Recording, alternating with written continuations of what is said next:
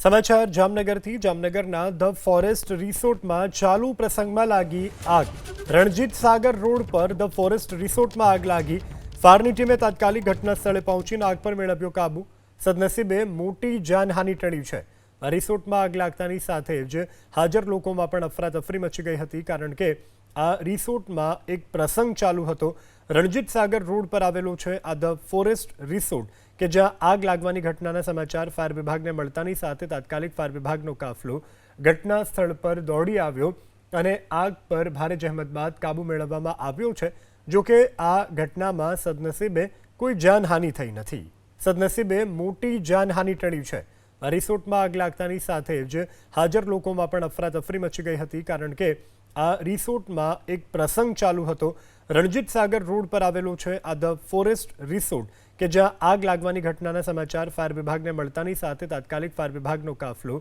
ઘટના સ્થળ પર દોડી આવ્યો અને આગ પર ભારે જહેમત બાદ કાબુ મેળવવામાં આવ્યો છે જો કે આ ઘટનામાં સદનસીબે કોઈ જાનહાનિ થઈ નથી।